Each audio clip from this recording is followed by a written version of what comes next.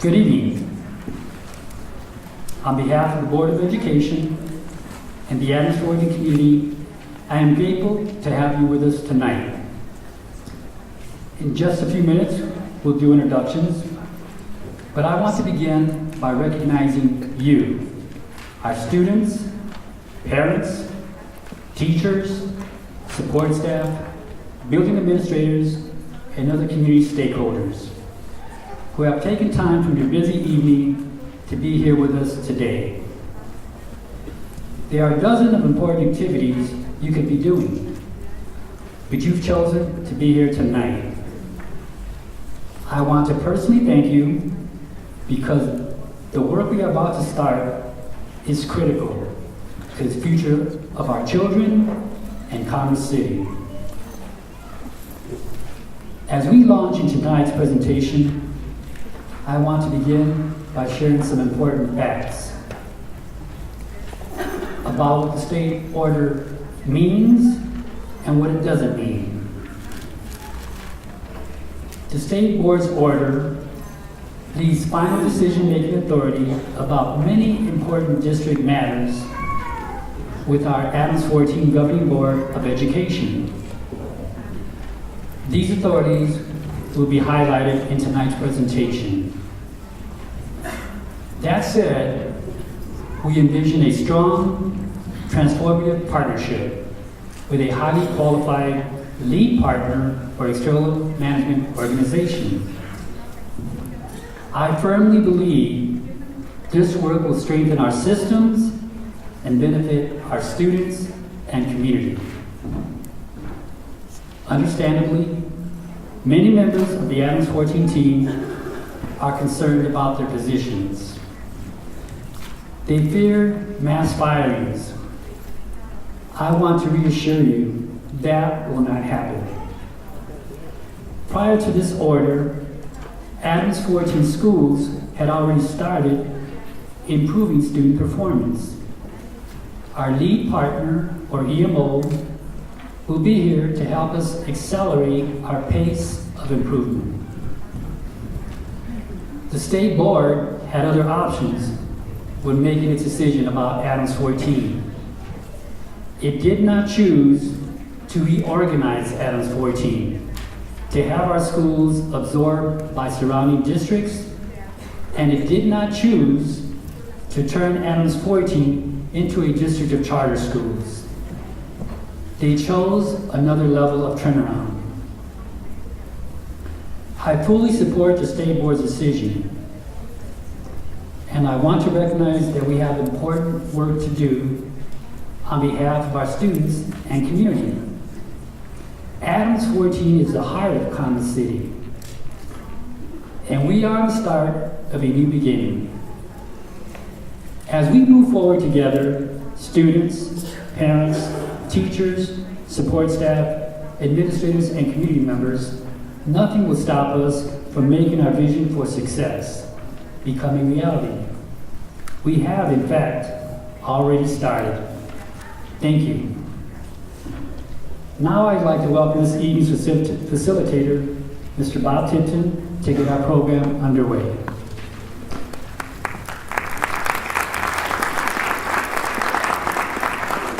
Yes, good evening. My name is Bob Tipton, and I'm with Team Tipton. We're an organization that has been assisting Adams-14 since late summer.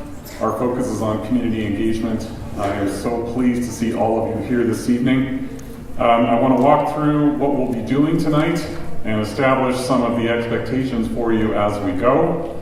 So you should have received a packet when you walked up. If you don't have one, there's one in the back. Hopefully there's enough for everyone. The first thing I'd like to take a look at would be the agenda for this evening. That would be the first page. First page is in English, second page is in Spanish. You've heard from Dr. Brego. You've met me just briefly. What we'll be talking about next would be the district impacts, and they have been arranged by theme, not so much by number. I'll tell you about that in just a second. You'll hear from Dr. Patterson, you'll hear from Darcy Moore, and you'll also hear from Sean Milner. And then we'll have a question and answer session, as we did here a couple of weeks ago in the same room. and then finish it up with some next steps. There's some additional meetings, there's other things on the calendar that we'll take a look at, and so on. While you have your booklet in front of you, just want to give you a quick tour of what's inside of there. There's a lot of information. You'll see copies of all the slides that we'll be presenting tonight. You also will see in your booklet the page forward here myself so I can get to it. Sorry.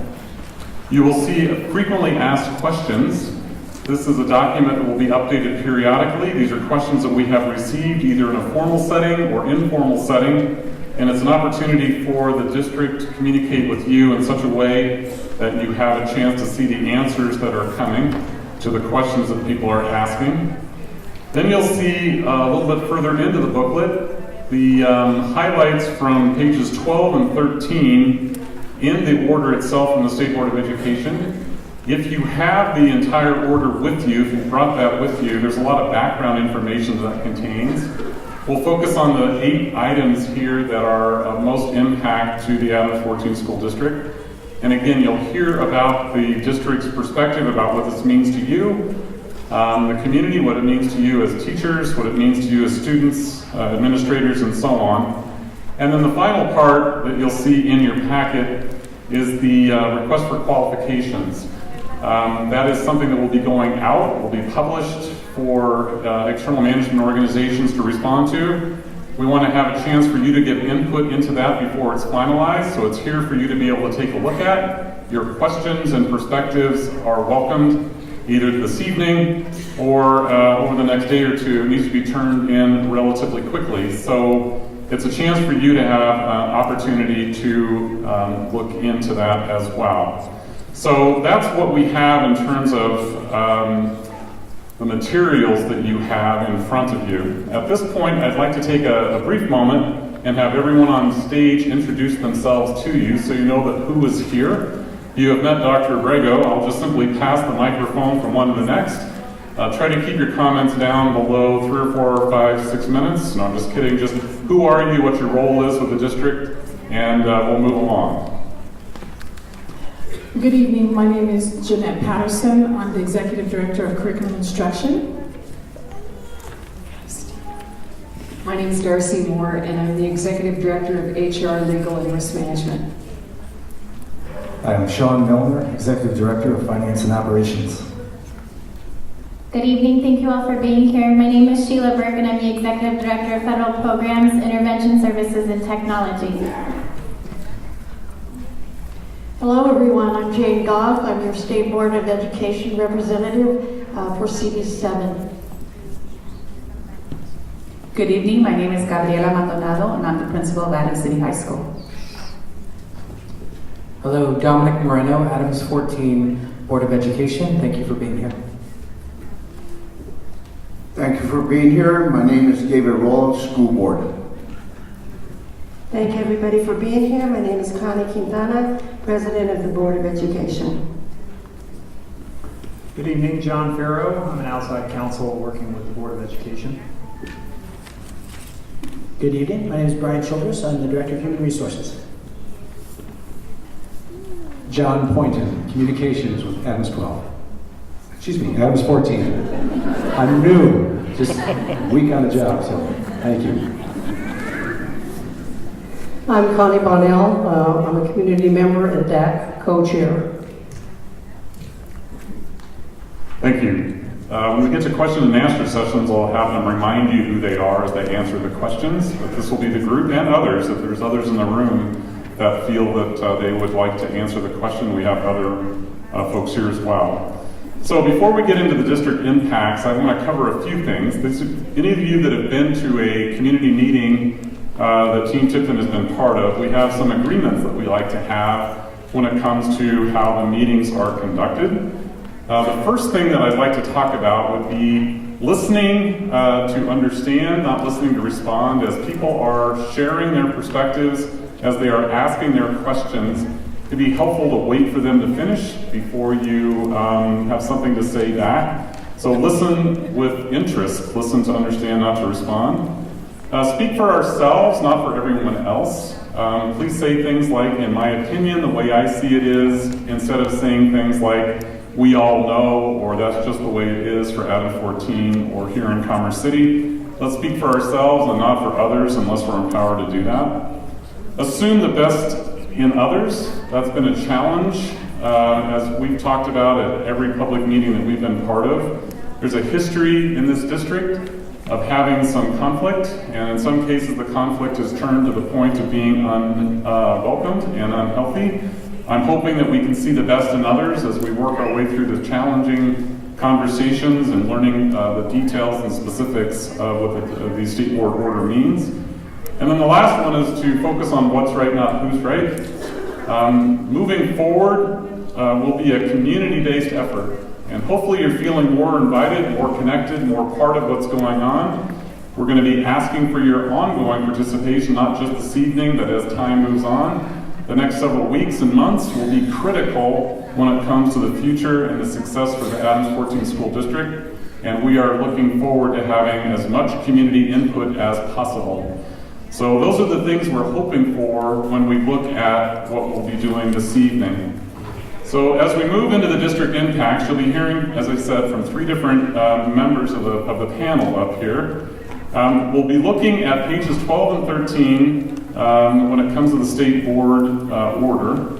There are 8 key points on there, so if you want to flip forward to see what those are, you can see the order that they are in the document isn't really maybe the best way to describe them, so we'll be talking about them in themes. One theme will be instruction. The next theme will be recruiting, retention, and district policies.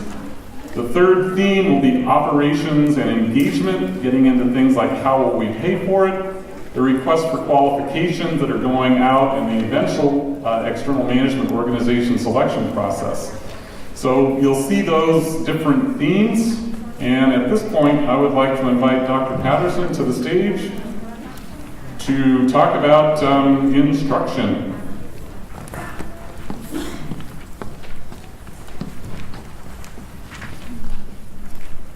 Good evening. When we started this process, we knew that the Department of Learning Services would be impacted. Learning services consist of curriculum instruction, early literacy, assessment, culturally linguistic diverse education, special education, and the Office of Schools. Prior to this meeting, as we were preparing for the proposal for the state board hearing, we met with our community stakeholders to solicit input for the district proposal.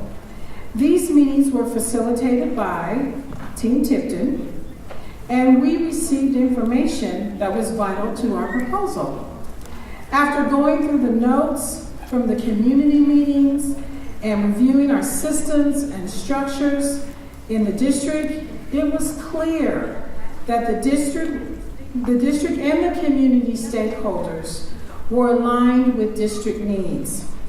Our 3 focus areas are leadership development, instructional transformation, and organization cultural shift.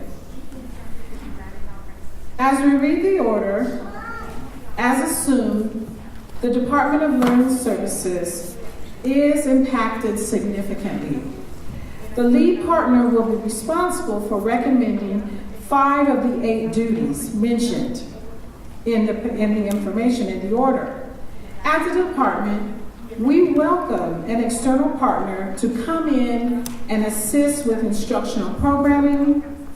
We know we need support with the cycle of continuous improvement, district instructional framework, implementation of an Office of Professional Development or Professional Learning, implementation of the English Language Development Plan, a creation of a district librarian, and district-wide professional development plan, a calendar, and implementation of training.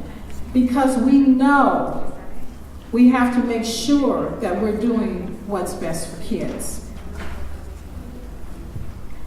The department, we will need support with recruiting and recommending the vendors as well as services. Our hope is that we'll be able to continue to work with a few vendors who are currently working alongside us in our schools and in the district. This includes Schools Cubed, Avid at the high school, Team Tipton, and there are many others. We are excited to work with a partner to recommend other vendors as well. These vendors will support and help us with curricular resources, teaching and learning cycles, assessment in the areas of gifted and talented, K-12 general education, English development, including biliteracy, preschool education, and special ed education. Beyond Textbooks is being implemented in 7 of our 13 schools. Beyond Textbooks, known as BT, is a curricular framework that focuses on identifying essential standards, aligning instructional and curricular sequencing to the school calendar, selecting appropriately rigorous curricular resources, conducting appropriate interim assessments designed to measure students' content knowledge mastery, and establishing identified time during the school day to deploy intervention and enrichment opportunities for students. The lead partner will review Beyond Textbooks programming and could possibly recommend that we look at another curricular framework. Our hope is that we continue with BT since it does provide a scope and sequence of when and what is taught in the classroom. Like I said before, it is important that we do what's best for kids. Students have to have structures and systems in class to be successful. And last, as a department, we do recognize we need systems and structures, schools, practices, protocols, and procedures in place to be successful in our district. We know we need support with the areas of school design, building leadership capacity with district, school, and teacher leaders, district-wide plan for learning with building a positive school culture, and with understanding a sense of urgency, knowing we have to do what's best for kids, because our goal here in Adams 14 is to be a healthy Adams 14. Thank you, and Darcy Moore, you're next.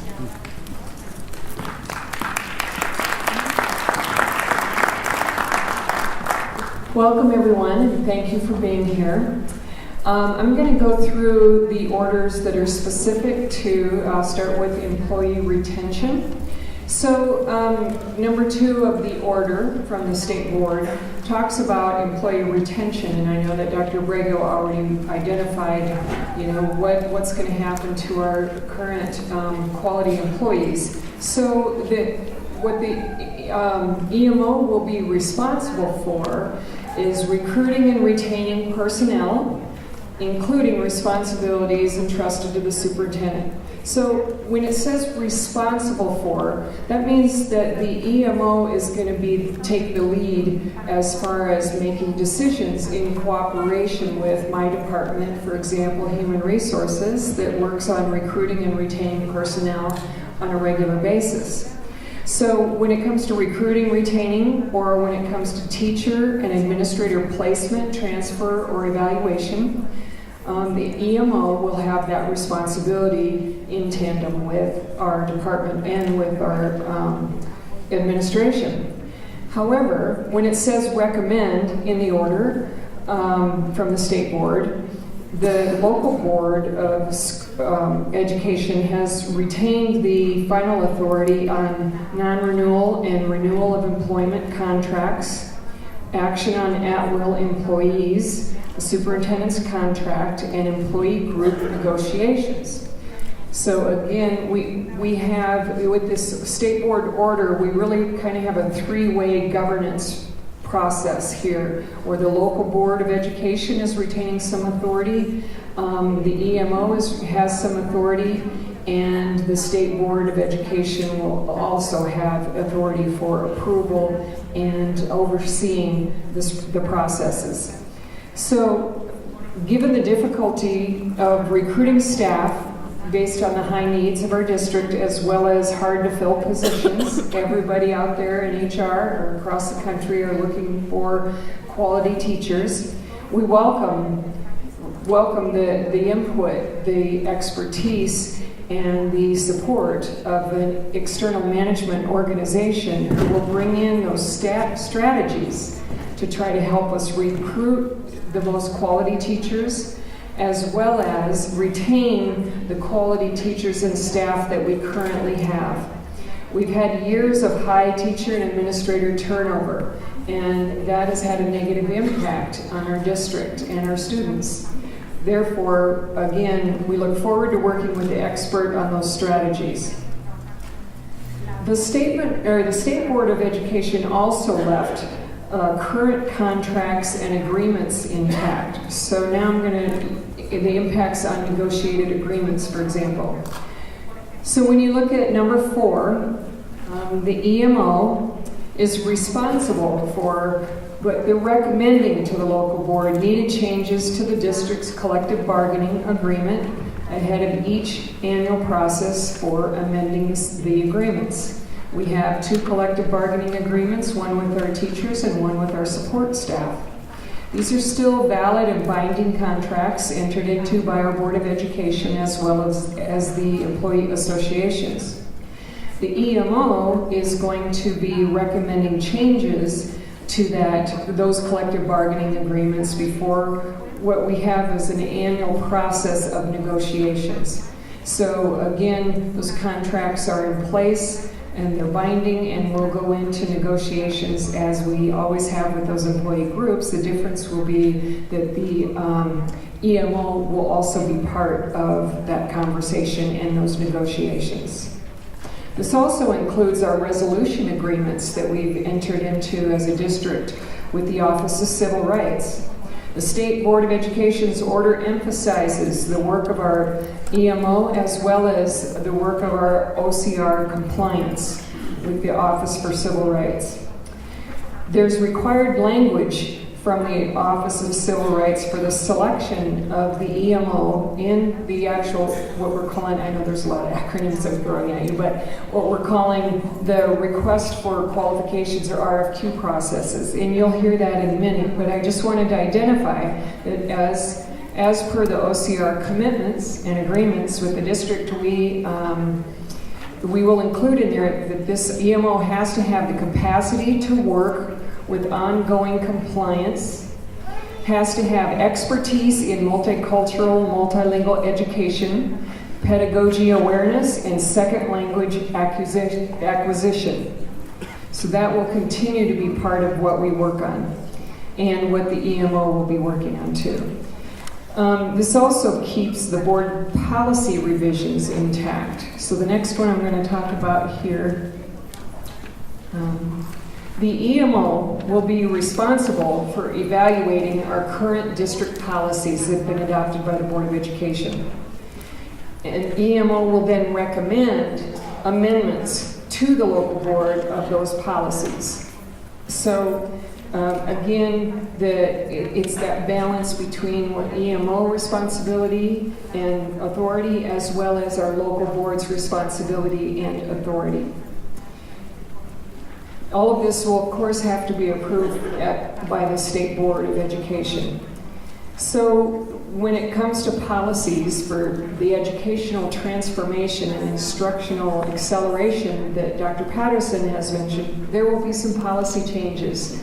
Those will be recommended by the EMO working with the experts in the district staff and to our local board, as well as the Office for Civil Rights requirements for any policy changes that we're currently working on. That will also go through the EMO and go forward to our local Board of Education for final approval.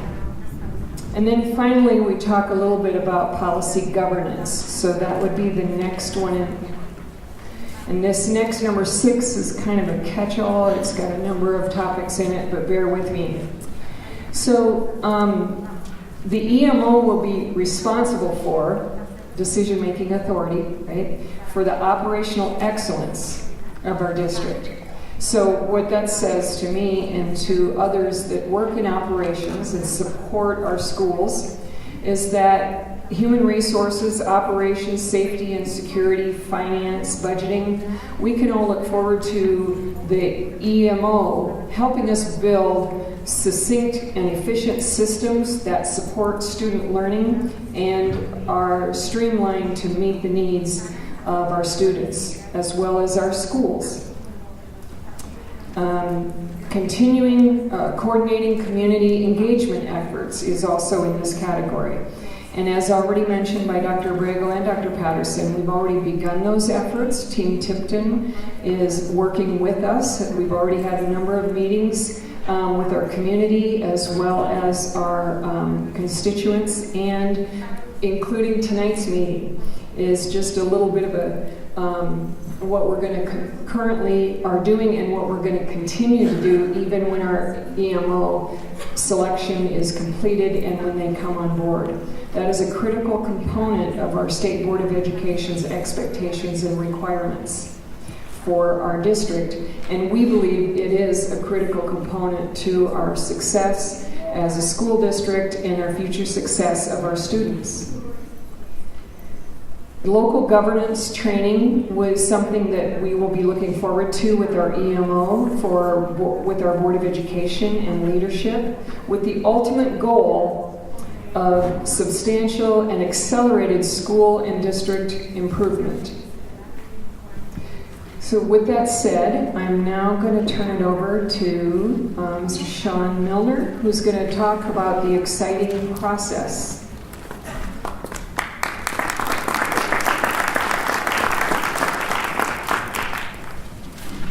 So the first question we have is, do we know how much the EMO will cost? And no, we do not know how much it will cost. And I'll get into the reasoning as to why we don't know that in a little bit. But we do know that this has never been done in the state of Colorado before. It has been done in different states where an external management organization has come in and taken over management of an entire school district. That's been done in Indiana, it's been done in Massachusetts, it's been done in New York, and by doing some research, we found that the estimated cost for that was around $500,000 to $600,000. Those were in bigger schools than what Adams 14 currently is. So again, that's an estimated guess of what we currently think it would be, is somewhere between $500,000 and $600,000. Where will all that money come from? So far, Ms. Sheila Burke has already applied for a grant of up to $200,000 a year that could help pay for the EMO. We're also going to be working with the state and keeping our eye out for any other grants that are available to help pay for that. If all of our grants cannot pay for the EMO, we do have money set aside in our reserve that we can pull from. Working with our local Board of Education, we would have them approve that out of our reserves, so it will not affect our current budget, so there would be no reductions outside of our regular curriculum budget for that. What does the RFQ mean? And earlier when I said we don't know what the EMO will cost, the process of a request for qualification really means is that we want to get the most qualified EMO to come out. Different than what an RFP is when you go out to bid for, say, a roof and the low bid wins. We don't look at any fees until we know who our final EMO applicant is. Then at that point, we'll look at the fees and we'll go into negotiations to decide what those fees would be. So we're really looking to see who is the most qualified. We don't talk about money or anything or negotiations of a contract until we have our final EMO on board. Can you have input on the RFQ process? Absolutely. We want everybody to have as much input on the RFQ process as possible. Everybody now should have a copy of the RFQ in your packet. If you have a packet, it's also available online.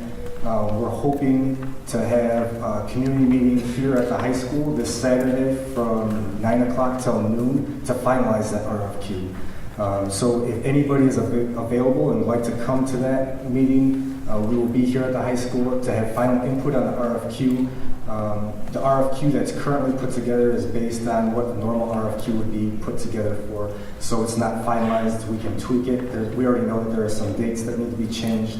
We initially wanted to have the RFQ go out this Friday. Now our tentative date is next Monday, after we get some feedback this Saturday. If you can't make that meeting, if you have feedback that you'd like to give, if you could drop it off at your local school, drop it off at the ESS building, we can take all of that and kind of add that and tweak it into the RFQ process as well. Can I have input into the EMO selection process? Yes. There is an application outside on the tables. If you pick that up with your packet, we would love for you to fill that out. There's some dates on there that we'd like to meet. We were hoping to have those in by December 12th, which is next Wednesday. The selection process would be very lengthy. We have a couple different options of what we're looking at. We don't really want to have, and we've heard this from CDE, we've heard this from the state, to have just a small group of interviewees decide who we want to use as our EMO. We want the entire community to have a say in that whole selection process.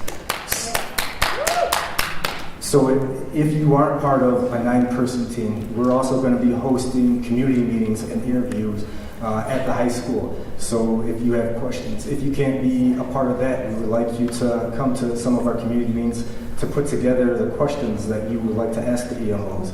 If you can't be a part of that, we would like you to come and be a part of the process to narrow down to our final 30 EMOs, because we're expecting to get anywhere from 20 to 30 applicants for the EMO process. And we want everybody to be a part of that. So if you haven't got the application out front, please grab that. It's also going to be available online at the district website. There's, I believe, 4 questions on there with the dates. There's also an area that you can ask questions for the EMO if you'd like to put those on there. And we would like to have those turned in by next Wednesday, I believe it's December 12th. And again, you can turn those into any of the schools, the ESS building. I believe there's also a confidential envelope that you can put that in and turn in as well.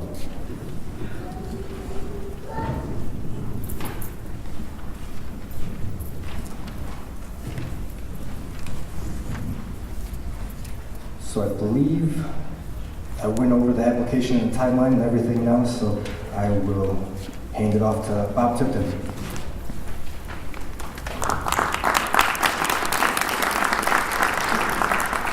Thank you, Sean. Yes, there's an envelope. There's also a green sheet of paper in your packet as well. They're on the left side of the pocket folder.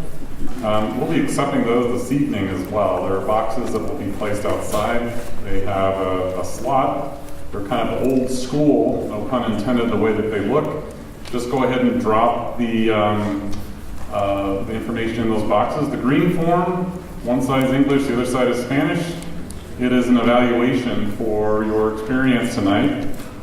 Look for these to be regularly part of our conversation at this point moving forward. We're interested in how you perceive the information you're receiving, the quality of it, the consistency of it, how you found out about this meeting, your willingness to volunteer, when meetings work well for you. So I'd like for you to take a look at that evaluation, and as you're listening to your community members ask questions, be ready to fill that out and then drop that off. Just again, drop it in the box before you leave this evening. So at this point, I'd like to move into the questions and answers. We'll have as many questions as we have time for. And there are microphone runners, which I'm not quite sure how that translates into Spanish, but I'm sure there's an equivalent, that have the mics. Can you wave your hands? I don't know if we can bring the lights up a little bit in the audience. If not, then that's okay. But wave your hands vigorously if you're interested in asking a question. Questions that will be very helpful would be in the category of needing more information or wanting some clarification about something that you've heard tonight, something that you've read, something that you've heard from others. It's an opportunity for the community here to have the experts that are on the stage be able to provide input to you this evening. So with that, I'm going to ask for our first question.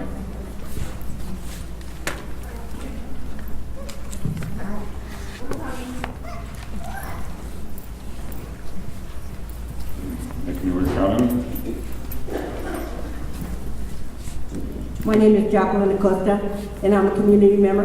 I'd just like to know what the time frame is for selecting the EMO and what is the expected date of having them store. Okay. We don't have any time frames. Thank you. So we have to take to the state by February 25th who our final EMO is. In the tentative timeline in the RFQ, we were expecting to take that on the 17th, or the 18th, a week before. So through the RFQ, you'll see a timeline on the front page. Again, we're hoping to get more input. We know we're already going to have to tweak the timeline because we wanted to have that out this Friday, and now we know because we're going to have this meeting on Saturday to finalize the RFQ that we're going to have to push that till Monday.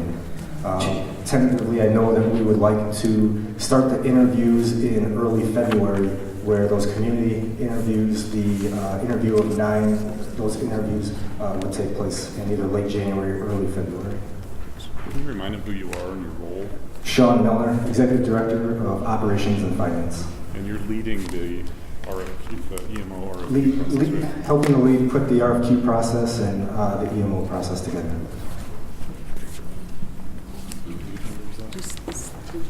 It's in the middle. Yeah, so right in the middle, if you open your packet right where the staples open, you'll see on the lower left corner of the left page, you'll see the anticipated timeline. So that was current as of the printing of this booklet, and as Sean said, some time may be tweaked based upon the best thing to do at the time. Next question. On this side. Thank you. Once you receive all of the proposals or the requests for qualifications and you start to gather your committee, will the state be included in the evaluation committee, and how are you going to select those individuals? Okay, good question. So Sean again, that sense. So we've actually sent the RFQ to CDE and the state to get feedback as to if they would like to be a part of that. Currently, right now, I don't think that they did want to be a part of that.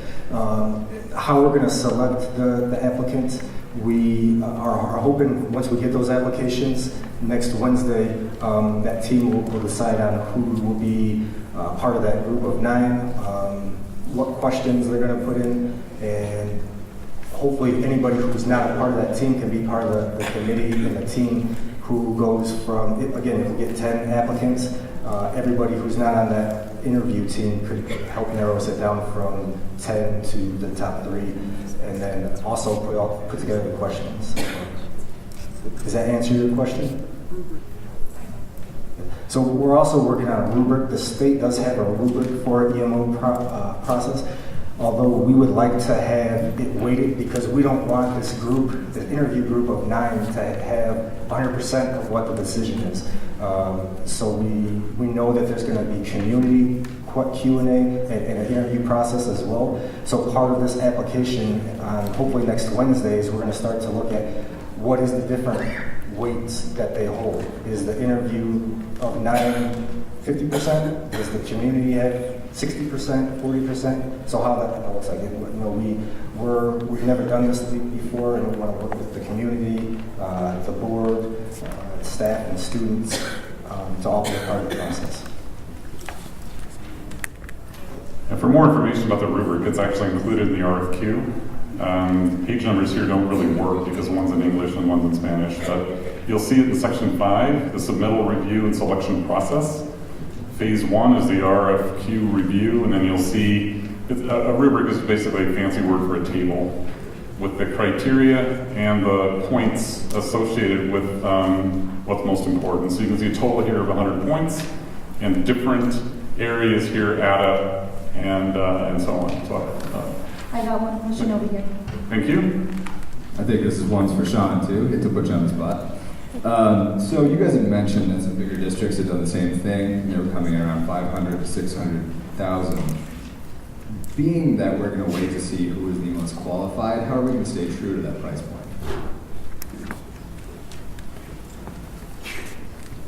We really don't know if it's going to be $500,000 to $600,000. Again, that's just our educated guess from what we've seen in the other states that have done something similar to this.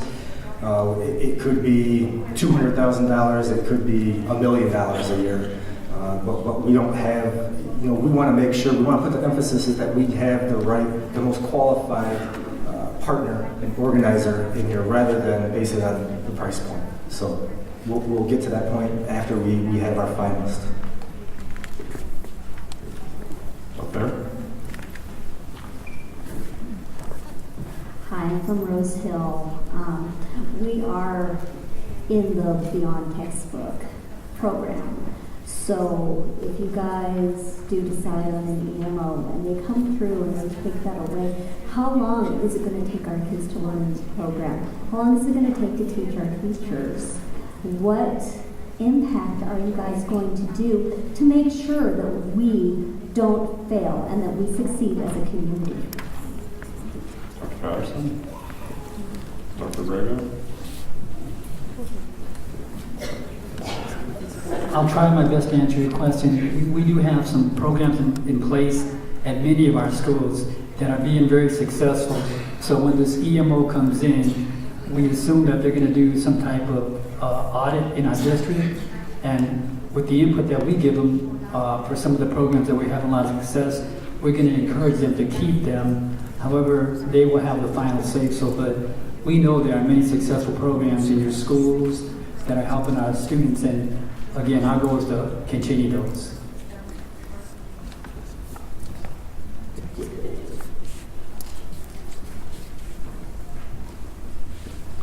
I have a question. I think it's for Sean, maybe. It's this RF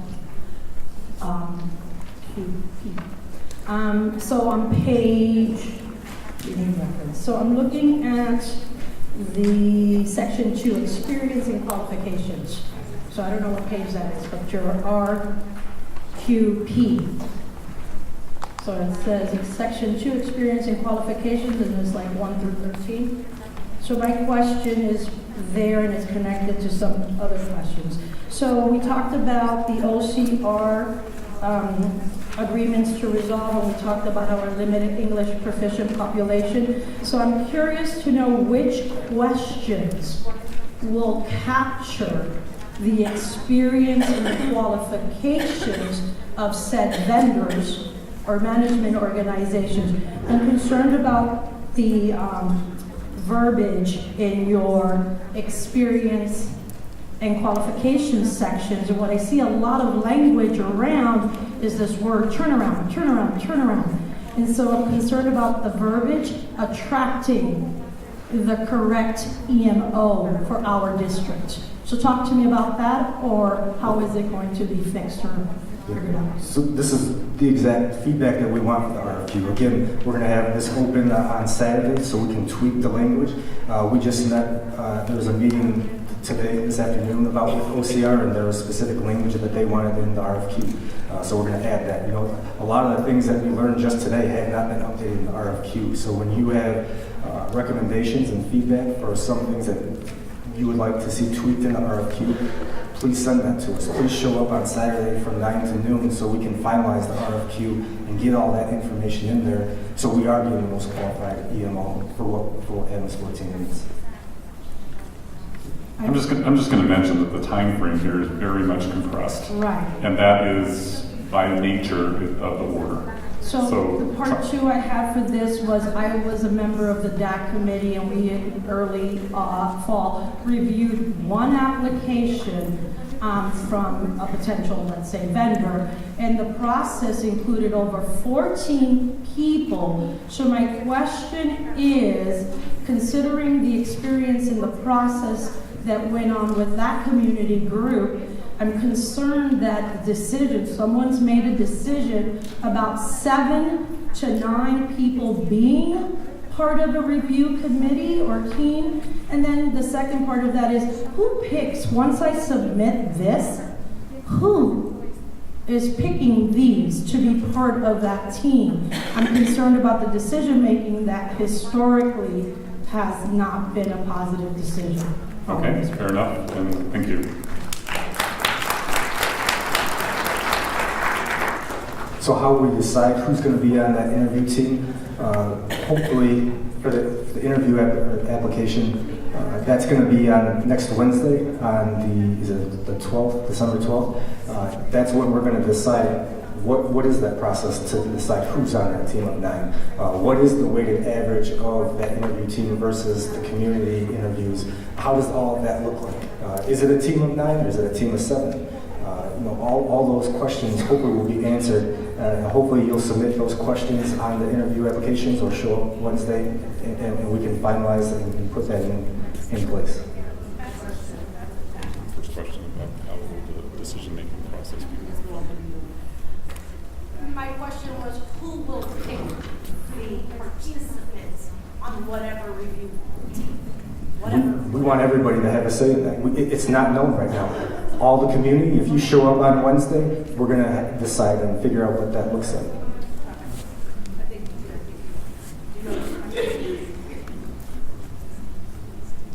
That's the answer at this point. Is the meeting next Wednesday will be to discuss the process of choosing those. So I have a question over here. Yes, thank you.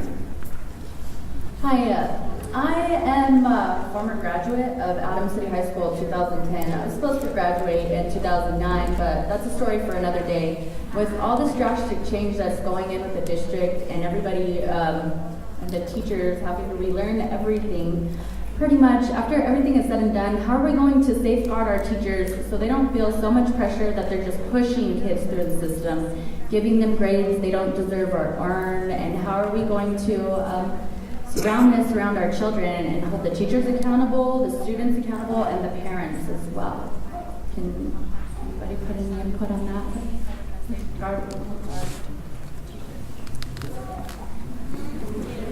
I will try to answer your question. The most important thing is we do have Beyond Textbooks. And what Beyond Textbooks does is it has a consistency with a framework on the standards. So it doesn't matter what grade the students are in, first, second, or third. They're supposed to cover a certain amount of standards. And we also have to make sure that they master those standards. So that's really what Beyond Textbooks is doing throughout our whole district, at the high school level, at all the levels. So we have a consistent framework on what is supposed to be taught, how it is assessed, if our kids know it or not, and then we also have a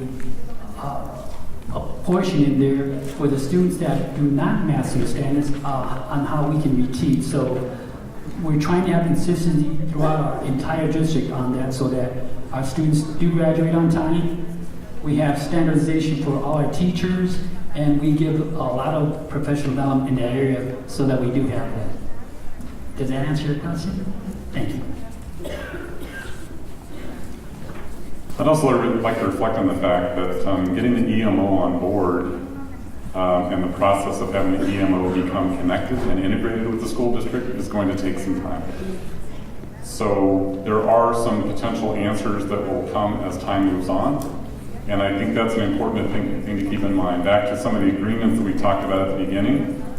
I know at times it can be difficult from what we've learned, but attempt to see the best in each other and attempt to see best intentions. That will be helpful to drive more forward-looking energy as opposed to more backward-looking energy. So, next question. So, I have children that were members of this school district, and unfortunately we had to move away for a couple of years. We've just come back because I chose to come back to the school district and just purchased a home, and I am flabbergasted with what is going on right now. I can't get a refund on the house, and my biggest question is, how did all of this turn out in 2 years that we got to this point? What happened in our school district that nobody of importance or of higher anarchy put a stop to this problem or stepped in to change this problem before we had to get to this point in 2 years? That's a really tough question to answer quickly. But that is the crux of the matter. That's what we're here for. It's to look forward. Many things we learned in our community engagement. Lots of conversations we heard from people about that. And there's lots and lots of energy associated with that perspective. I'm going to ask someone from the panel to attempt to answer your question. There are some things in your question that may be unanswerable. Instead, I want to continue to encourage us to look forward. The situation is unfortunately what it is at this point. There are options to move forward together, and we want to encourage the community called Adams 14 to continue to do that. I'm going to ask someone on the panel if they would like to offer up an explanation, a perspective associated with the question that was just posed. I'll do the best I can. I believe this whole situation started about 2010. Our district has not been performing up to standards. So in that time, you've had different superintendents, different school boards, a lot of change in our district with personnel. But we have had support from the Colorado Department of Education trying to help us with grants.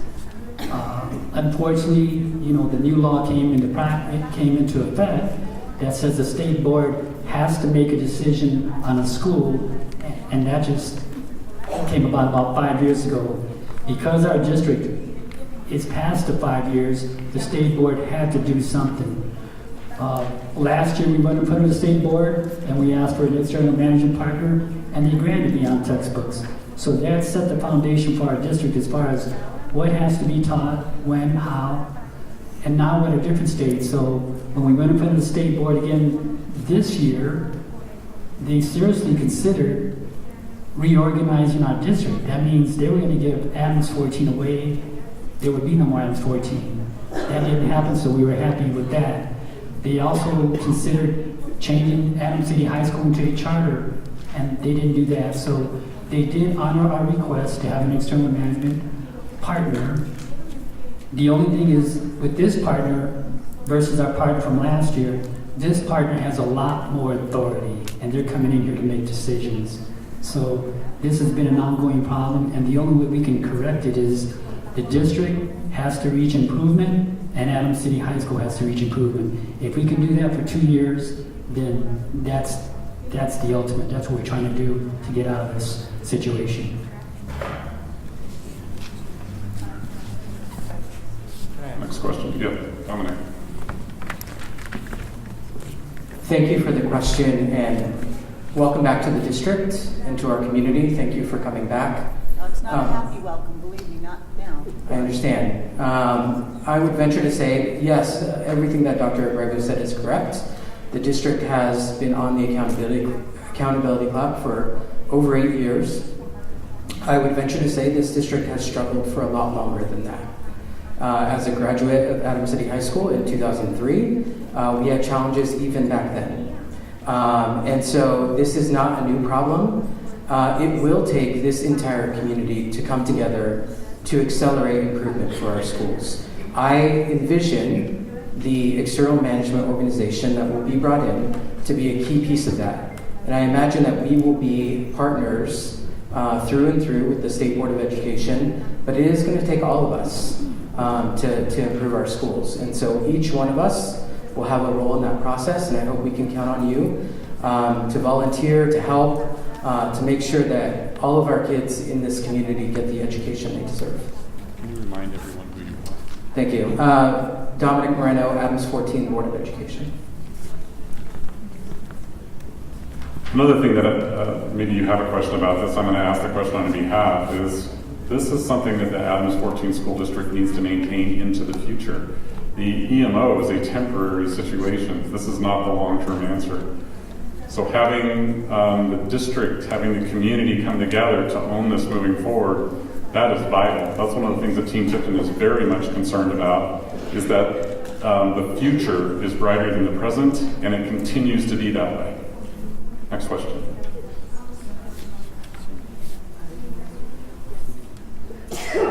Hello. Okay, we have 3 questions on this side, and then we're going to go back to that side. Okay, thank you. I'm glad you said that. My question kind of leads into that. I know the EMO is going to be here for 2 years. Are there any non-negotiables that or 4 years, that we're trying to work on that are a part of our community, that are unique, that identify our community? or are we just kind of, because I don't want to sound critical, but it sounds like we're just kind of waiting for the EMO to come and waiting for them to make a decision and waiting for them to do this.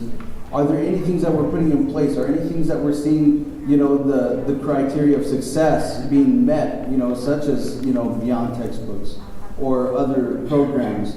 Are we seeing those things where we're saying, we don't want you to come in here just to make decisions. We want you to come in here and ride alongside of us and coach us and help us become better, because in a few years you're going to be gone and our community is still going to be here. Are there any non-negotiables that we're working on to present to them so that we can self-sustain through this change? Because change is going to be hard, and then beyond. Because the trajectory that we're setting right now is not. It needs to sustain long after all of us are in the community or out of the community or graduated and so forth. Okay. Thank you. I'll try to start. Number one is, yes, we're going to keep doing everything that we've been doing. We have plans in place to improve our district. You know that we moved 3 schools up to performance, so you don't just do that by, haphazardly. You have to plan. So Beyond Touches is a very important part. Anytime that we learn that we need something in our district, I think the last one we heard was that we need to improve our phonics program at K12, so we immediately got on that. As I said earlier, many of our schools have successes, they're doing great things, and we want to continue to do all those things in our schools. And then, Dr. Patterson, can you elaborate a little bit more? So within schools, excuse me, we set non-negotiables for principals when they first came in. So in the month of July, we did some trainings with our principals and with district leaders to make sure that we were all on the same page and consistent with what happens in schools. Some of the non-negotiables are teachers working in data-driven discussions within their schools. Another non-negotiable is school culture. So really, principals are addressing the culture in the school so kids can be in a school that's conducive to learning. Another area that we're focusing on is literacy in terms of Schools Cubed, like Dr. Brago did mention. We just had teachers trained in Super Kids, which is a phonics program here in our district, because we know that literacy is our goal, and we know that we need to meet these goals continuously, even if we have an EMO coming in. We've also started to revisit our preschool programming to see what we can do in terms of changing that, so when kids come into kindergarten class, they are school ready. We just continue to look at all systems and structures. When it comes to accountability, because I know you mentioned accountability, we are currently re-looking at our accountability system and knowing that there are pieces that are missing with accountability when it comes to schools. We want to make sure that schools, we as a district office, we hold schools accountable before we even get to the point of going to the state. And so we are trying to implement systems like that. We are auditing in all of our departments before the EMO comes in so that we can look at our systems and structures and see what we can implement right away before the EMO comes in. Because we want them to know that we are making an effort to make changes in the district. And we also want them to know that we need their support, and whatever they can tweak and structure and help with us with putting systems and structures in place, we want that to happen too. I just want to note that Mr. Harvest Thomas has joined us from the school board. Dr. Hyde, I believe, is not in the country, so he was not able to be here tonight. Next question. My name is Claudia Martin. I've been in this district for almost as long as I've been alive. I've attended the school years ago. My kids, I got a 29-year down to a 7-year, and I've seen a big change in the whole thing. I guess I'm going to back up a little bit and talk about the monies. So you're saying $500,000 plus, I was reading in here, whatever is not covered by grants and gifts is going to come out of the reserve. Why couldn't we have tried to do that to pay these teachers more money to teach our children so we don't have to be getting somebody? So what is the EMO? Is that going to be one person taking all this money, or is that going to be a group of people? How does that work? I mean, why couldn't these teachers been? Because honestly, you can see where I work at. We're top heavy. The workers down here get paid less money than the people up here. So why can't they just share the wealth and pay these school teachers more money to teach our children better? Because the No Child Left Behind, which I'm going to agree with one of these parents out here, I've seen children, they might not be left behind because they get to graduate, but they're left behind in the world because they can't read, they can't write. And that's hard for us because we shouldn't put these kids into my job because they can't read or write and they don't have the work ethic anymore. And they're out there living at home with mom and dad still. I mean, why can't we, you want to focus on the kids and help the kids out? See what they need to do to learn to live in the world after they graduate high school. It's a complicated situation. Who from the panel would like to take on the question? You know, unfortunately, we didn't have the option to pay the teachers more right now. It's a state mandate, a state order that we need to go to use an EMO right now for 4 years. You know, part of that process is that they need to implement structures to put in place. They might have recommendations that say we need to hire more staff or have lower student-teacher ratios. That's kind of their management piece, is to overlook that. So we're hopeful to work with the EMO and that they let us know what structures, the curriculum pieces that we need to put in place to help get us back, accelerate to where we need to be. We have seen improvement in the district over the last 2 years, and we hope that this helps continue that. We know we need the help, and that's why we're reaching out to try and get an EMO to come help us. Most likely it will be a group of people. Again, this has never been done in the state of Colorado before. We're hoping that it's a large group. They come in and at the fourth quarter of this fiscal year, they will audit and do assessments at all the schools. Hopefully over the summer they'll have feedback and some implementation items to implement. Sean. Dominic Moreno, Adams 14 Board of Education. Your point about teacher pay is well taken. Although, yes, we will inquire some expense paying for this external manager, the Adams 14 Board of Education did include a raise for teachers, 5% this year and 5% next year. So a total of 10% over a 2-year period. We're going to continue to see what we can do within our means and our budget to increase pay for teachers because we know how important that is. We know that's a piece of keeping teachers here.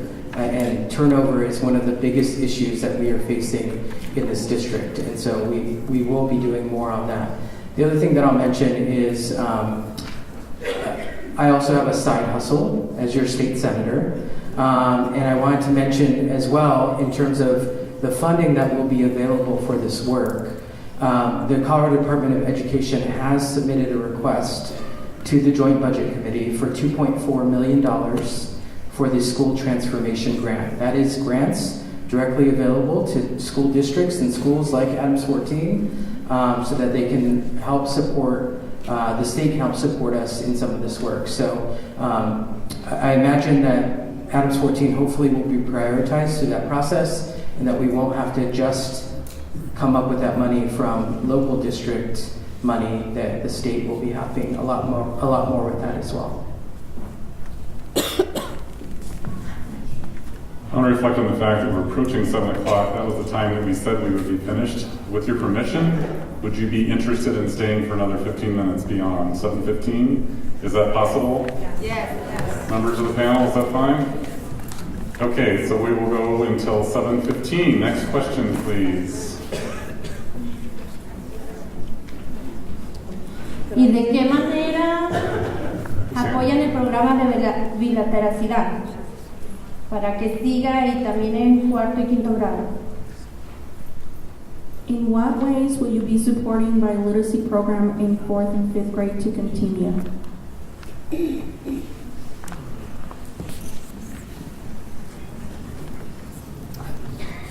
The most important thing is that with the OCR agreement, we have to provide the best services for all our English language learners. We did learn that through this whole process that not just the state board, the Colorado Department of Education, but also the OCR will be monitoring everything we're doing. So they're going to ensure that everything we're doing as far as English language learners, that we're providing the best services for them, that the programs and models that we use are research-based.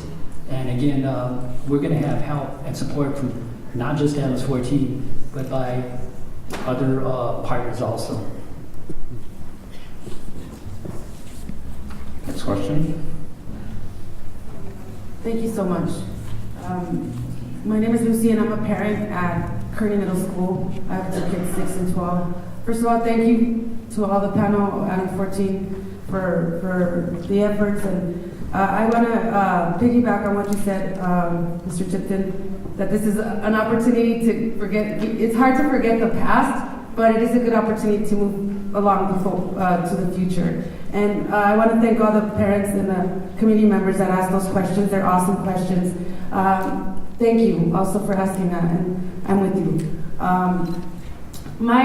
You did answer some of the questions that I had already, so I'm not going to go there. I will be there at that Saturday meeting. My question right now is I saw that it's 7 to 9 individuals that are going to make the final decision, and you said this Saturday, or is that no? For the final decision of the EMO? No. So that was one piece to it. So we're going to have multiple interviews, and how that's weighted, we don't know. So there will be a group of 9 that get to interview the final EMOs. There will be a community group who gets to interview the final 3 EMOs, and how that's weighted. That we're hoping that in these community meetings we decide that. Is it going to be a 10% weight on the 9-person interview team? Is it going to be a 90% community? So everybody who applies and fills in the application will be a part of that process. Whether it's being on an interview team, help putting those questions together, helping to finalize it down from 10 people to 3 EMOs.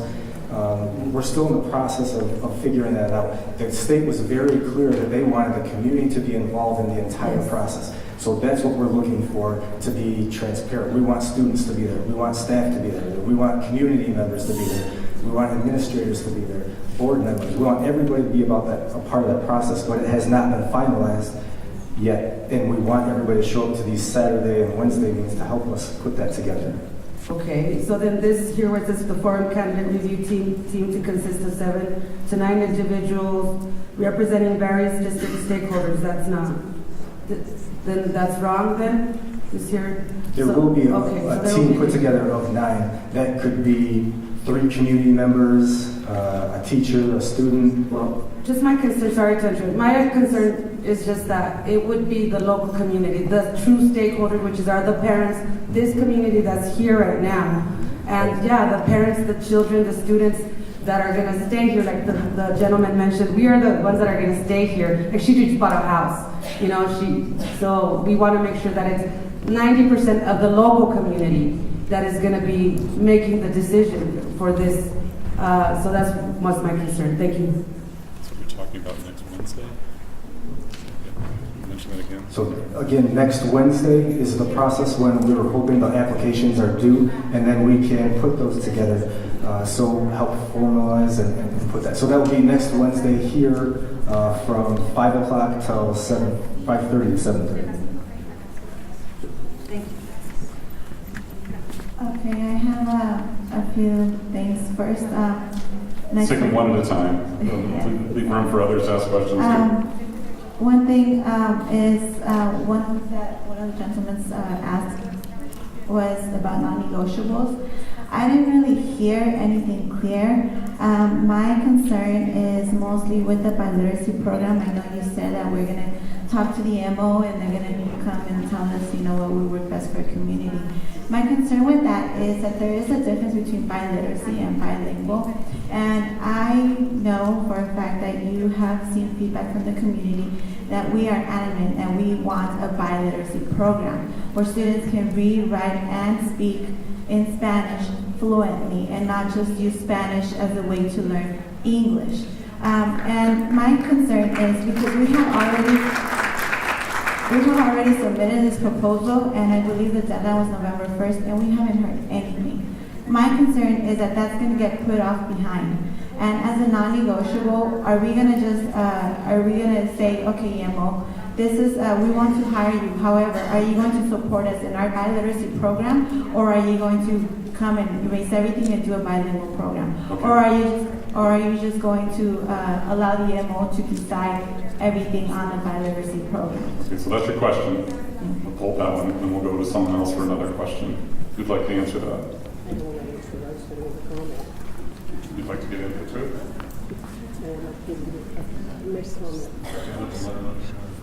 Okay, you know who I am. I'm Connie Bonnell, and I am one of the chairs of the DAC program, which is a District Accountability and Advisory Board. I want to thank all the parents that are here tonight. However, there are 7,000 students in this district, and we do not have even that many of the parents here. So I'm going to ask the parents that are here, go out, talk to your neighbors, talk to your friends, anybody that belongs to this district. Encourage them to get involved. We can't correct 25 or 30 years worth of problems with no input from the community. It affects you, it affects your children. Come to the DAC meetings, second Wednesday of every month. It's a community meeting. It is mostly parents.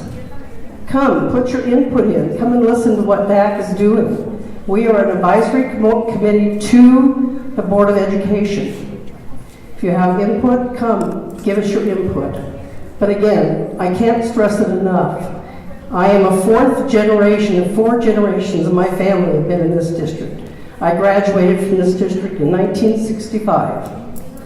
And at that time, it was a good district. Let's get it back to where it was then. Thank you. Who'd like to address the biliteracy question, the EMO specifically? I can try. Just want everyone to know that our district supports bilingual education. Biliteracy is a component of that. In our district, we did put a pause on biliteracy, but as a district, we anticipate having biliteracy in our schools at grades 4 and 5 next year. Again, that's what we anticipate, and I said, as the leaders of Adams 14, when we talk to this EMO, we have to convince them that this is what our community wants, this is what we think is good for us, but they are going to be making the final recommendation in that case. But again, we're doing many good things in our district, and it's going to be our job to convince them to keep certain programs. And again, we hope to keep biliteracy. We want to keep biliteracy in grades 4 and 5, continue it, and that is our goal. So it goes into the category of questions that you want to make sure that the EMO is asked. And that's what's happening on Saturday. There's a difference between making a recommendation and making a demand. Understood. Difference between recommendations and demands. Right. Next question. Right here. Enrique Guerrero, Adams City High School teacher. So I've been in this district for 6 years now. And as Dr. Romero explained, the problem with our schools has been happening since before that. Yet, I reflect on this not only as a professional but as a person, and I understand that whether I was here when that problem began or not, I'm inherently responsible for that. I'm inherently responsible for what has happened since then, whether directly or indirectly. I made that choice to come and work here, knowing what was going on. So, from a personal perspective, I do want to take this time to apologize to the community, because I think that's a great place to start when we're trying to build trust, to know that whether or not we're responsible directly, that we are responsible, that we take your children every single day and we promise you that we're going to do the best thing that we can with them. So I don't know how far that goes, but I think that one of the biggest things that we have here is that trust that's been broken, whether by us directly or indirectly. So how do we begin to change that? How do we begin to have the humility to say, I don't know everything? And I think the question, going back to Deborah's question here about how we've made that decision to turn it into a group of 9 or a group of 7, leads back into that kind of that level of distress. Like, how did you guys get to this? And I'm not saying that is poorly intentional or that there's bad intentions behind it. The question is, how did we get to the group of 7 or the group of 9 who's going to decide on behalf of the community, on behalf of all the stakeholders, who this EMO is? So I'm not sure you're going to have an answer that satisfies anybody about that tonight, because the specific process to name those hasn't been finished yet. That is, I think, what is on everyone's minds. Getting an answer to that specific question is not available tonight. The next steps are happening on Wednesday, is that right? Saturday and Wednesday. This is a meeting, there are 2 more coming. So we have a number of people that want to ask questions. We have a hand up here in the front, we've got somebody in the back. We also have 2 questions on this side, and we have, I believe, 4 more up here. Okay, we're not going to be done at 7:15.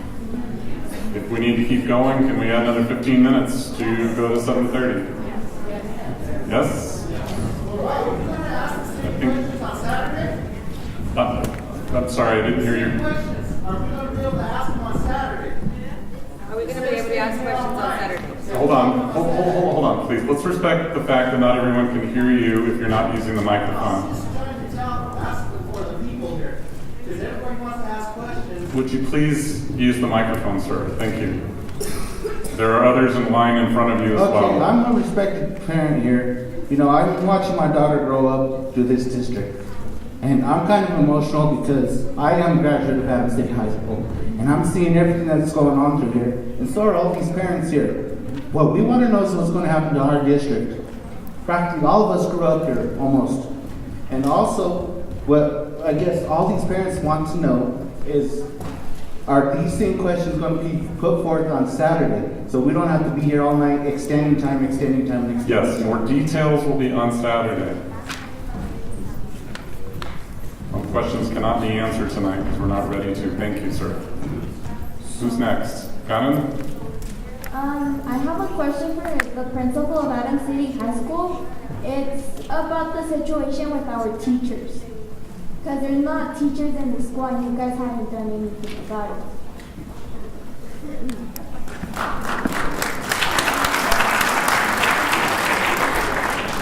So thank you for the question.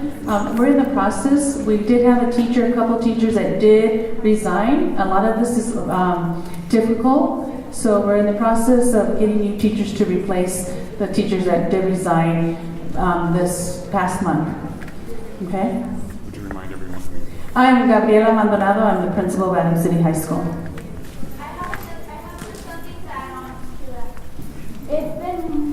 It's been more than a month that this passed. It's continued since like a few years ago too, and you guys haven't seemed to do anything about it. So again, we go through the process. Our goal is to always make sure that we have the highly qualified teachers hired before the school starts. But again, life happens for some individuals, and we're put in a situation where it's difficult to find qualified individuals to cover those positions. And I know right now we do have a situation that we had 2 individuals resign in November, and we're in the process. We just hired our math teacher, Mr. Dan, that is covering that position, and we have another individual that's coming on board. Next question. I guess to kind of speak on to that, you have to understand, I'm gonna kind of answer this question for you. You have to understand that we're well into the year. Some of the teachers that you're looking for, the quality teachers you're looking for, are looking for jobs in February, March, April, and even May. And so a lot of quality teachers have been hired, and so the pool of quality teachers to look for is very thin at this point. And so if it's taken a while, I think it's something to appreciate, that they're really trying to find someone that's high quality. I'm going to kind of backtrack just a little bit. I didn't know I could keep the microphone taken away from me, and I didn't have to ask follow-up questions. Some of the answers that I got were kind of vague and on I guess a blanket level. I guess I should have been more specific. Are we fragmenting some of the stuff that we're seeing? Are we fragmenting some of the data that we're seeing? We're seeing such high success, such as the Beyond textbooks, or are we seeing different just different trends in our data to the point where we can to build on that, to build a non-negotiable, or to build or present something to the EMO. Because I think I heard a lot of what we're doing. I don't know how well that applies to academic success and through data. I hate to sound rude. I don't want to sound rude, but I don't want to hear what we're doing. Can you summarize it into a question? Are we seeing data points that we can present to the EMO that can become non-negotiables or become a part of what we do in our community? Are we seeing those things, or are we just? Okay, thank you. Yeah.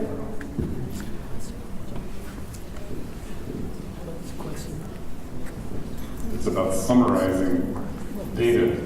Yes, because this is what I said, because we're asking, I guess when there was a follow-up question to my comment to my question, is are we looking to, or the things that we're looking to the future? Most of your answers are going to come on Wednesday or Saturday, but data's not Wednesday or Saturday. Data is last year and the year before.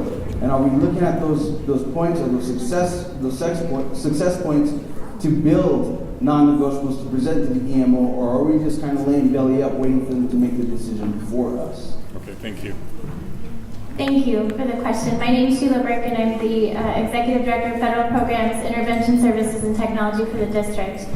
So part of, and you can tell me if I missed any part of your question here, are we using data currently to be able to help us drive decisions that we're currently making as a district, and how is that being influenced as we're looking and searching through our EMO and the RFQ process? So yesterday we met with the Executive Director's team because we know from our school performance frameworks, which are released by the Colorado Department of Education, around our attendance, which is one of the areas that I support. Specifically, we're looking at secondary education, so both middle schools and our high schools.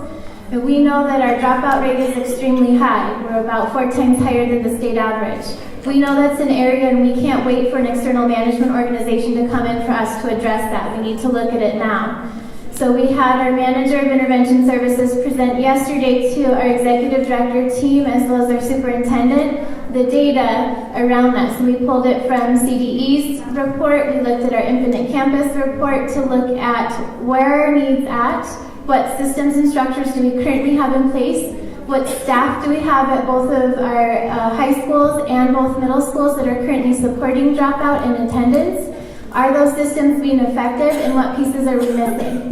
From there, we had them make a professional recommendation, and that's where we're moving forward with the decision yesterday that was shared with the executive team and the principals at those schools, so we can move forward because we can't wait, and our students are in need because we're talking about around 250 to 275 students. Okay, so I'm going to take 5 more questions. 5 more questions. Fernanda up there, Karen. We have more questions over here. I want you to use my microphone. Hold on. I'm going to have you use my microphone to ask a question. You've had your arm up for about 3 minutes. So in the beginning of this conversation, you mentioned that there were other states that this implementation has gone through. Do you have any feedback on what happened in those schools, or the prognosis of how this program affected the other schools, and was it successful?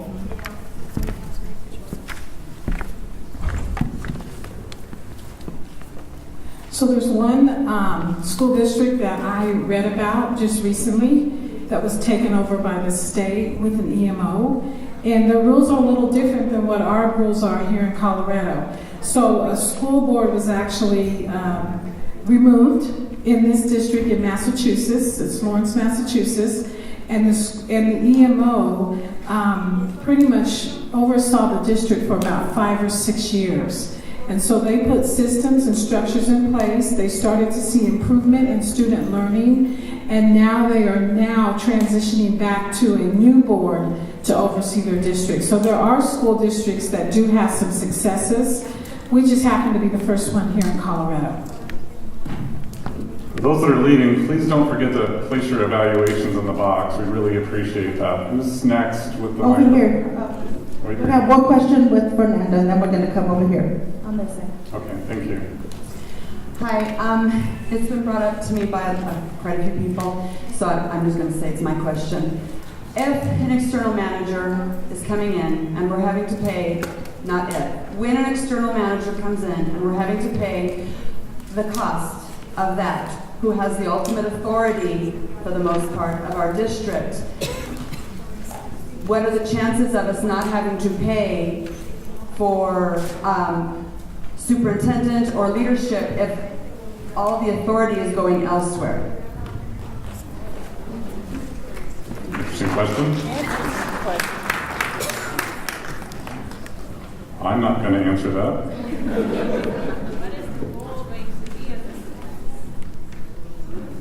I'm not sure anyone else wants to answer your question.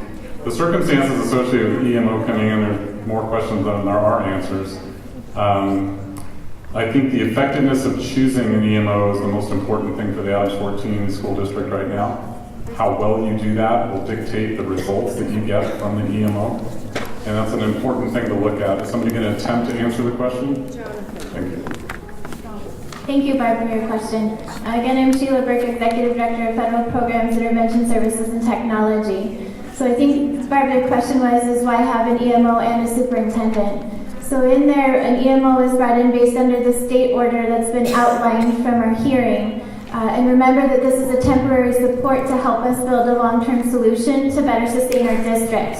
Under there, they will do an evaluation of the superintendent. Again, we're not sure what that process is going to look like, but there they may determine that we're going to continue under Dr. Abrego's leadership, again, which would be shared, or they may determine that we need to go in a different direction, and they would make a recommendation to our local school board, which will also be in conjunction with the State Board of Education and the Colorado Department of Education. Next question. Over here. Okay, so kind of to go along with what Sheila Raymond just said, I do have a question for the school board. I keep hearing that this EMO is going to be coming in and all these recommendations can be made to the local board. With these recommendations being made, is the school board actually going to take any of these recommendations to make these changes? And can we get some sort of a promise from them that they actually want to make these changes? Thank you for your question.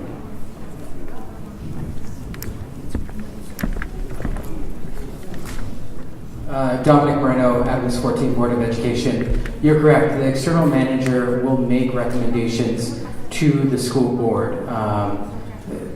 We have a long-held principle in our state constitution around local control, which is why that process is really important. I can guarantee personally that I will seriously consider any recommendations that the external manager makes. My barometer, my judgment, will be what is best for the community. And so that's always going to be what I judge those recommendations by. The external manager is going to play a really important role. And I think it's important to also remember that in the State Board of Education order, they specifically say if the local Board of Education is not seriously considering the proposals from the external manager, if they are not giving due consideration, then the State Board of Education will step in again. Good evening, I'm Sheila Burke again. So under your State Board of Education order on page 14 under section E, F and G, it talks about that answer specifically. So should our local school board not take the recommendation of our external management organization, there's a process that's outlined in the order that they have to follow, including a formal resolution that must be written and completed It must be completed at a formal Board of Education hearing here. It must be submitted to the Colorado Department of Education and to the state board, and I think it outlines in 14 days if I remember correctly. Okay, 2 more questions, please. 2 more. Okay, so as a community member, I have lived here since I was little. I went through this school district. I work in the district, and I now have 2 children that are currently still in our district. I have an incoming freshman, and I also have a graduating senior this year. She is worried about losing accreditation, not being able to go to college. So that's also on our minds. But having an incoming freshman, how am I going to know that, is there any guarantee that he's just not going to be a guinea pig going through this 4-year EMO system? How are we going to know that my freshman is going to go through this 4-year plan and become a successful graduating senior at the end of that 4-year plan? What's to keep me from jumping ship and taking him out of this district and putting him in another district?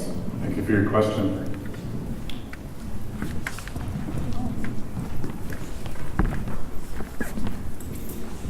Gabriela Maldonado, the principal of Adams City High School. So again, one of the things that we've been working last year and this year is to continue to really provide that professional development to all of our teachers to understand what does grade level proficiency look like?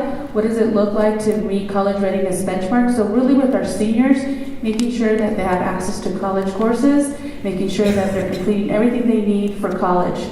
We do have a college readiness dean that is, again, supporting all of our seniors with that. And as far as your incoming freshmen, really we're continuing to work and build that capacity with all of our teachers and making sure that they're looking at data to really drive their instruction. We have instructional coaches that are supporting our teachers, and kids also know what's expected of them. It's what does it look like to be at grade level on the different assessments that they take, making sure that they're taking the appropriate courses to really engage them and that they're able to graduate on time. So again, those are systems and structures that we already have in place. We're continuing to refine and really helping teachers to really develop that skill set.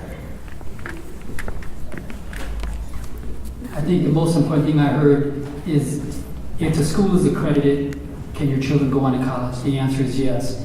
Even if the school is not accredited, your children can still go to college. They can't stop them. So the most important thing is to have the good grades and be prepared, like Gabrielle said. Also reflect on just one quick thing from our assessment as we talked with you. The common interest here is a healthy Adams 14 school district. That's the thing to continue to remember as we unite ourselves. So we have one last question. I see Deborah's got her hand up. I don't know where Conan is. I don't know where the other microphone is. There's someone over there. There's one. Someone else to have questions. Over here. You have a microphone? Okay. It's not really a question. I just wanted to say, all of you guys up there have, as long as I've been in the district, I've seen a lot of these people on the board, and a lot of this, everybody's pointing fingers at the board and pointing fingers at everyone else, but as parents, I think we should be pointing the finger back at us, because it was our responsibility to manage our kids, to make sure that they were learning what the teachers were trying to put out. And if we, as parents, would have been, every time I come into this school, I see kids that should be, wow, you know, their behavior. We as parents should have been looking after our kids, not pointing fingers at you guys. So yes, maybe we have, you know, to look at ourselves for us dropping down. Thank you for that. I'm going to we'll have Deborah ask the last question. Is this a clarifying question? It's a clarifying question. Clar- To the thing. Who gets these applications? Who reviews Okay, them? who gets and reviews the applications? That's the decision maker that I want to know. Yes. Everybody, if you could, Everybody, sir. who shows up Wednesday at our next meeting? We'll review this. Who gets it? You can, it says on that page, it says turn it into the school, you can turn it to the ESS building. Who will read these? Where do they go? Everybody who shows up Wednesday at the meeting will review them. Everybody who submits an application will be a part of the process. That's what we're doing with it. So Jack has a conflicting meeting and won't be there. So here we go again, setting us up for not being in a community meeting. Deborah, thank you for your question. This is Sheila again. Part of that is we don't have an answer yet. So Sean is going to be our point person. So your applications will go back to Sean Milner, and then the other point person is going to be Mr. John Poinson, who's in the back. He's our communications manager. So as they're receiving all of these, they're going to bring them together to help develop that process, because right now it doesn't exist. Wednesday is the meeting where they're going, where you all will be there, those that are willing to participate, to help determine how we're going to review those applications, what is the scoring process going to be, what is the criteria we're looking for people who are going to participate in that particular section of the process, but right now it doesn't exist. And so I apologize that we don't have a more concrete answer, but the ones you're looking for will be Sean Milner, who's going to be our direct lead, and then Mr. John Poinson, who will be supporting. Thank you. Concrete answer, specific. Thank you. All right, so let's put up the slide for next steps. We have some information about what's coming next. There's a series of meetings. We talked about the one that's happening on Saturday. Saturday is to develop the questions you want to put into the EMO review, the things that would fit into the categories that we're talking about with non-negotiables. The perspectives are important to bring to that meeting. Then the meeting next Wednesday, which is to look at the application process for actually selecting the EMO. As Sean mentioned, that's sort of a multi-level process. The opportunity for everyone that puts in an application to be involved is there. That more conversation will be happening next Wednesday to get the concrete specifics about that. Then there's a series of meetings that we have on the calendar as well that will be handled in January and February. Those have to do with milestones in the EMO selection process. When the applications or the responses have come in, who's included in them. We'll be giving you more information about those specific meetings as they come up. I'm sorry? I have a question regarding the first one. I know you said that we were going to talk about questions that we were going to ask the EMO. Bob, in respect of time, we've had folks back here with their hand up for a long time. I know. When can we ask them to come into the meeting? We'll ask afterwards. I need to bring the meeting to a close. I made an agreement with everybody that we'd be done at 7:30, so we can ask that here at the end. And I apologize for those that have had your hands up and didn't get your questions brought forward. Please bring them up. The folks here in the panel aren't going anywhere. There'll be a chance to meet out in the hallway for a period of time. The last thing I want to say, again, there's a green sheet. Please fill that out. Drop that in the box. If you feel motivated to fill out an application to be part of the selection process for the EMO, fill out an application. And the last thing I'd like to say before we go, before I hand it back to Dr. Brego, is about forgiveness. Forgiveness doesn't change the past, but it does enlarge the future. And there's an opportunity for a large future for Adams 14 if we look towards the future together. So I'm going to turn it back to Dr. Brego. Thank you, Bob.